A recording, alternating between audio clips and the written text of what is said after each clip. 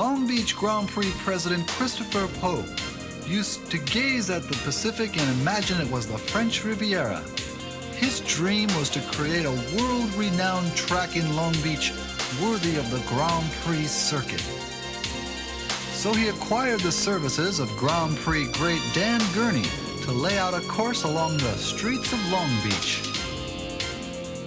Gurney designed a 12-turn, 2.2-mile circuit that gave the participants a sting test of horsepower and gearing. From the start at Ocean Boulevard, around the curves of Linden Avenue, and onto the long, fast sweeper of Shoreline Drive, back up to Ocean via the Zig Pine Avenue, the track ranged from 190 miles per hour in the straight to 40 miles per hour in the corners. Long Beach was a gear shifter's paradise. For the first time, in 1978, in downtown Long Beach, the throbbing roar of high-performance engines echoed for miles around.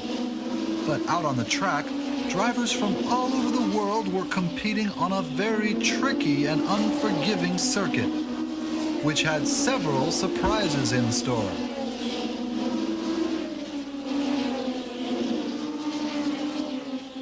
Such as here, where Hans Stock in car 16 literally runs up the backside of another racer early on in the race.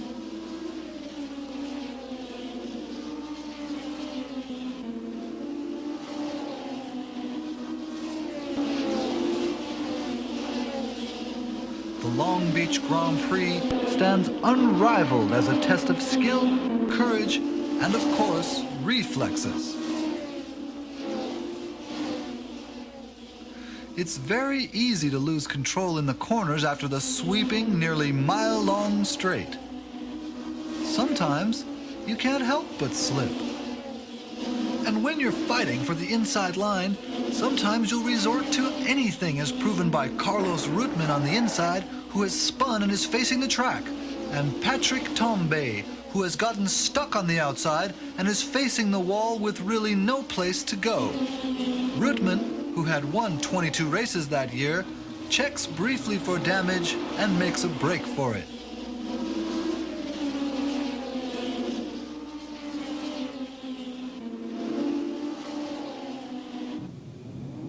Long Beach has a reputation of being extremely challenging because of the demanding track and the small distances between the cars at high speed. Anything can happen. Such as here, the beginning of the 1979 Long Beach Grand Prix. Trouble in the cramped driving conditions, especially in the first lap, is worse than driving in rush hour traffic.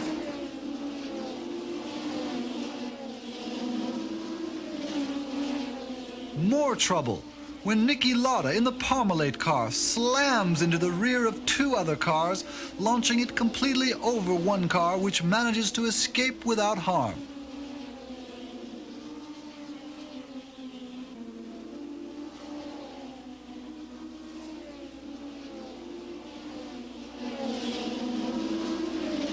The one fear of all mechanics, track officials, and of course the drivers is fire.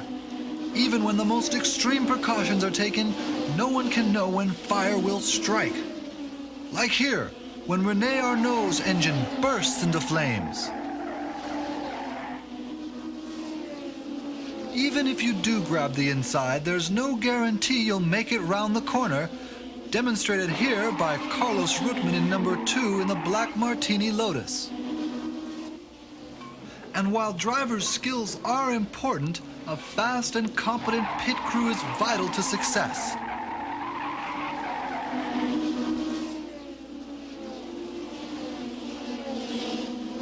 Here, Jean-Pierre Jarier almost smacks Jodi Scheckter in the red Ferrari. But Scheckter manages to stay in a lower gear and passes Jarier from the outside.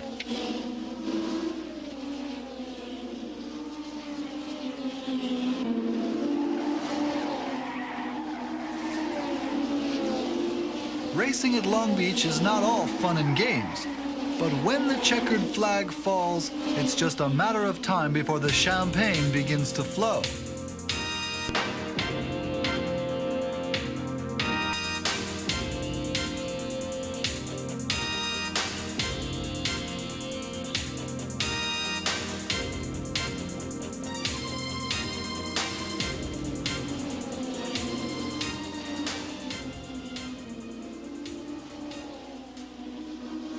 As the train of cars streams into the straight, Nelson Piquet is in the lead in the first lap, and traffic conditions force American Mario Andretti into the air, which leaves Riccardo Zunino right into the wall.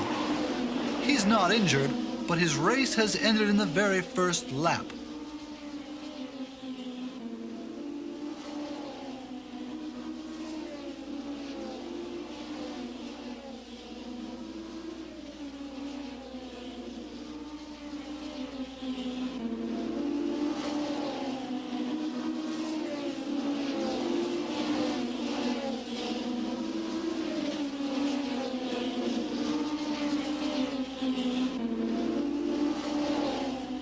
How do cars pass each other when there is hardly any passing lanes? Drivers around the world have different ideas.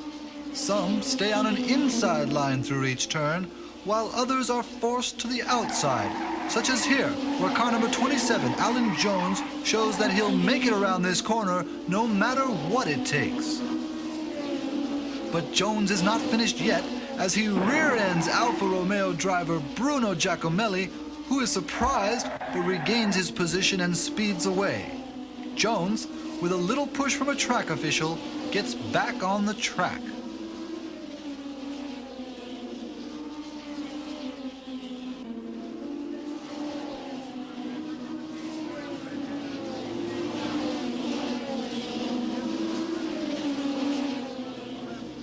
Here, in 1981 at Long Beach, while most of the drivers had little difficulty negotiating the twisting track, some drivers just couldn't hang on.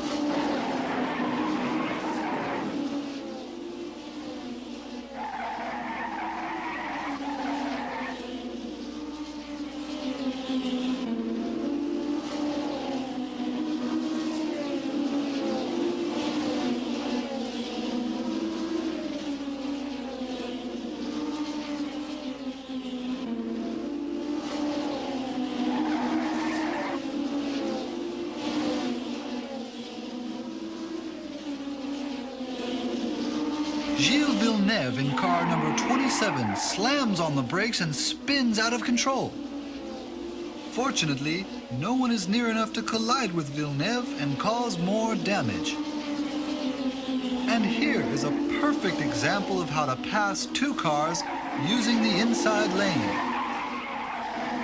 Formula One racing is both a physical and mental challenge. It takes enormous amounts of concentration just to make it around the track. But here, Keke Rosenberg in car number 6 concentrates so hard, he forgets to turn with the others and follow his own path. At Long Beach, the multitude of hairpin corners can frustrate even the most experienced drivers. The tight cornering required of both the cars and drivers definitely take their toll. Here's a common situation at Long Beach. Just as Gilles Villeneuve on the outside in car 27 attempts to negotiate a sharp hairpin, Nelson Piquet has his eye on what little track is remaining and can't help but run through car 27, which bounces and spins 180 degrees on two wheels before coming to rest facing the opposite direction.